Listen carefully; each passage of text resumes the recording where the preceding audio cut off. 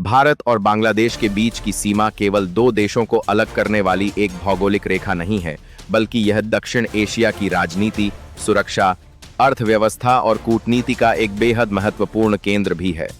पिछले कुछ समय से भारत बांग्लादेश सीमा से जुड़े मुद्दों ने एक बार फिर चर्चा का विषय बनना शुरू कर दिया है। सीमा पर बाड़बंदी, अवैध घुसपैठ, तस्करी, सीमा सुरक्षा और दोनों देशों के बदलते राजनीतिक संबंधों को लेकर कई तरह की बहसें चल रही हैं। इन्हीं सवालों के बीच एक बड़ा प्रश्न सामने आता है कि क्या भारत अपनी सीमाओं की सुरक्षा से जुड़े फैसलों पर किसी बाहरी दबाव के सामने झुकेगा या फिर अपनी राष्ट्रीय सुरक्षा को सर्वोच्च प्राथमिकता देते हुए अपने निर्णयों पर कायम रहेगा। आज की इस विशेष रिपोर्ट में हम इसी विषय का विस्तार से विश्लेषण करेंगे। हम समझने की कोशिश करेंगे कि भारत बांग्लादेश सीमा का महत्व क्या है, सीमा सुरक्षा को लेकर भारत की रणनीति क्या रही है, दोनों देशों के संबंध समय के साथ कैसे बदले हैं और आखिर क्यों सीमा प्रबंधन का मुद्दा केवल स्थानीय नहीं बल्कि क्षेत्रीय और वैश्विक महत्व का विषय बन चुका है। भारत और बांग्लादेश के संबंधों की कहानी किसी साधारण पड़ोसी रिश्ते की कहानी नहीं है। यह इतिहास, संस्कृति, भाषा, व्यापार और संघर्षों से जुड़ी एक लंबी यात्रा है। वर्ष 1971 में जब बांग्लादेश का जन्म हुआ, तब भारत ने निर्णायक भूमिका निभाई थी। उस समय भारत ने न केवल लाखों शरणार्थियों को शरण दी, बल्कि युद्ध में हस्तक्षेप करके पूर्वी पाकिस्तान को स्वतंत्र राष्ट्र बनने में मदद भी की। इस ऐतिहासिक पृष्ठभूमि के कारण दोनों देशों के बीच लंबे समय तक सहयोग और मित्रता का वातावरण बना रहा। लेकिन अंतर्राष्ट्रीय संबंध कभी स्थिर नहीं रहते। समय के साथ राजनीतिक परिस्थितियां बदलती हैं, नेतृत्व बदलता है और राष्ट्रीय हितों की प्राथमिकताएं भी बदलती हैं। यही कारण है कि भारत और बांग्लादेश के संबंधों में भी समय समय पर उतार चढ़ाव देखने को मिले। कुछ दौर ऐसे आए जब दोनों देशों ने मिलकर कई महत्वपूर्ण समझौते किए, जबकि कुछ अवसरों पर सीमा और सुरक्षा से जुड़े मुद्दों ने तनाव भी पैदा किया। भारत और बांग्लादेश के बीच लगभग 4000 किलोमीटर से अधिक लंबी सीमा है। यह दुनिया की सबसे लंबी अंतर्राष्ट्रीय सीमाओं में से एक है। इस सीमा से पश्चिम बंगाल, असम, मेघालय, त्रिपुरा और मिजोरम जैसे भारतीय राज्य जुड़े हुए हैं। इतनी लंबी सीमा का प्रबंधन किसी भी देश के लिए एक बड़ी चुनौती होता है। सीमा सुरक्षा के संदर्भ में भारत लंबे समय से कई चुनौतियों का सामना करता रहा है। इनमें अवैध घुसपैठ, मानव तस्करी, मादक पदार्थों की तस्करी, नकली मुद्रा का नेटवर्क और संगठित अपराध जैसी समस्याएं शामिल रही हैं। सुरक्षा एजेंसियों का मानना है कि खुली या कमजोर निगरानी वाली सीमाएं अक्सर आपराधिक नेटवर्क के लिए अवसर पैदा करती हैं।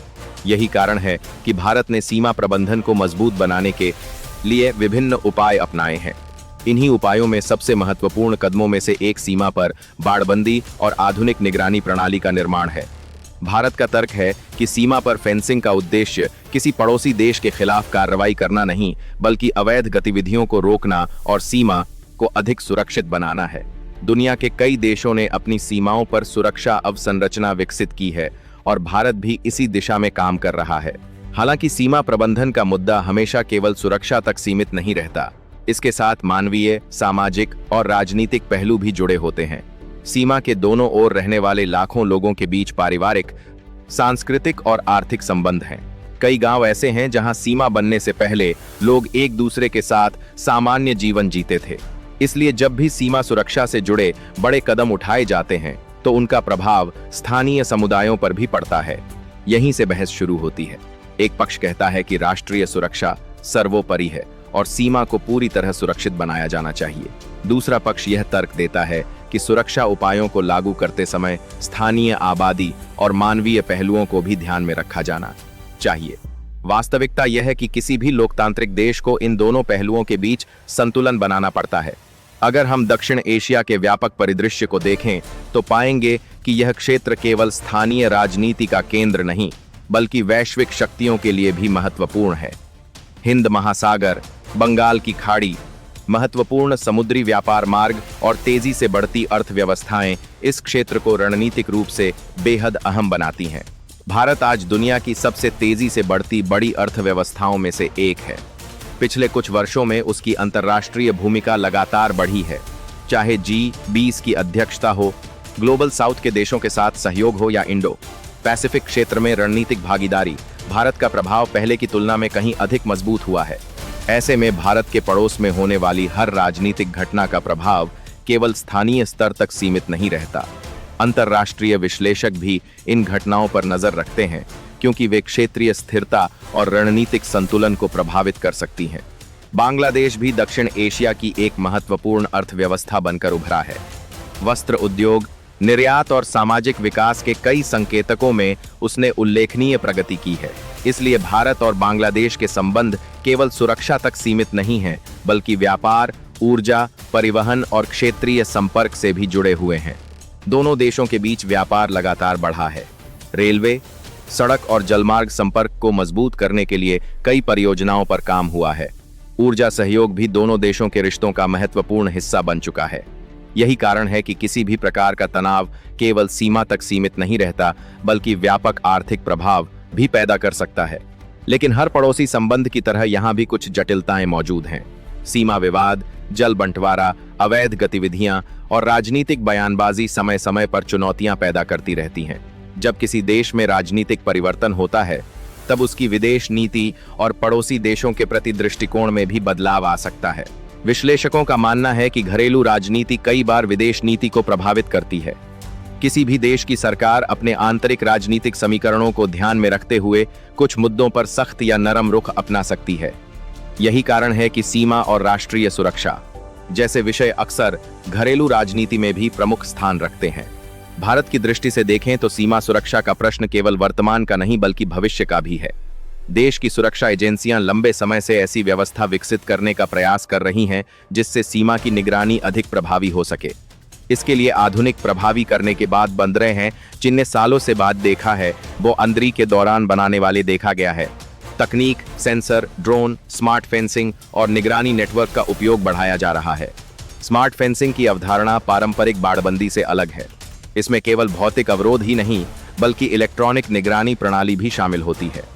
इसका उद्देश्य यह सुनिश्चित करना है कि सीमा पर होने वाली किसी भी संदिग्ध गतिविधि का तुरंत पता लगाया जा सके। तकनीक के बढ़ते उपयोग ने सीमा सुरक्षा की प्रकृति को पूरी तरह बदल दिया है। पहले जहां केवल गश्त और चौकियों पर निर्भर रहना पड़ता था, वहीं अब वास्तविक समय में निगरानी संभव हो गई है। यह बदलाव केवल भारत में नहीं बल्कि दुनिया के कई देशों में देखा जा सकता है। इसी बीच एक और महत्वपूर्ण प्रश्न उठता है, क्या किसी देश को अपनी सीमाओं की सुरक्षा के लिए बुनियादी ढांचा विकसित करने का अधिकार है? अंतर्राष्ट्रीय कानून के अनुसार प्रत्येक संप्रभु राष्ट्र को अपनी सीमाओं की सुरक्षा सुनिश्चित करने का अधिकार प्राप्त है, बशर्ते उसके कदम अंतर्राष्ट्रीय दायित्वों और द्विपक्षीय समझौतों के अनुरूप हों।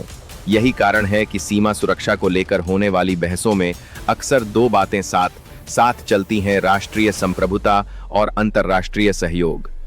एक ओर देश अपनी सुरक्षा सुनिश्चित करना चाहते हैं, वहीं दूसरी ओर पड़ोसी देशों के साथ संवाद और समन्वय भी बनाए रखना चाहते हैं। भारत की विदेश नीति का एक प्रमुख सिद्धांत यह रहा है कि पड़ोसी देशों के साथ स्थिर और सहयोगपूर्ण संबंध बनाए जाएं। लेकिन इसके साथ साथ भारत यह भी स्पष्ट करता रहा है कि राष्ट्रीय सुरक्षा और संप्रभुता से जुड़े मुद्दों पर उसके निर्णय उसके बाद दोनों को बाद रहा है अपने राष्ट्रीय हितों के आधार पर लिए जाएंगे। यहीं से इस पूरे विषय की जटिलता शुरू होती है।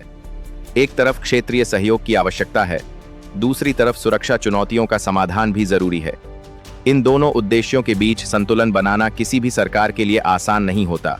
आने वाले वर्षों में भारत बांग्लादेश सीमा केवल एक सुरक्षा मुद्दा नहीं रहने वाली, यह तकनीक, कूटनीति, क्षेत्रीय राजनीति और आर्थिक सहयोग का भी महत्वपूर्ण केंद्र बनेगी। इसीलिए इस विषय को केवल भावनात्मक दृष्टिकोण से नहीं बल्कि व्यापक रणनीतिक परिप्रेक्ष्य में समझना आवश्यक है। और इसी रणनीतिक परिप्रेक्ष्य में आगे हम समझेंगे कि सीमा सुरक्षा को लेकर भारत की दीर्घकालिक योजना क्या है, क्षेत्रीय राजनीति में हो रहे बदलाव किस प्रकार दोनों देशों के रिश्तों को प्रभावित कर सकते हैं, और दक्षिण एशिया में उभरती नई भू राजनीतिक परिस्थितियों के बीच भारत किस प्रकार अपनी सुरक्षा और कूटनीतिक प्राथमिकताओं को संतुलित करने की कोशिश कर रहा है। दोस्तों, जब हम भारत बांग्लादेश सीमा की बात करते हैं तो केवल तारबंदी, चौकियों और सुरक्षा बलों की चर्चा करना पर्याप्त नहीं होता।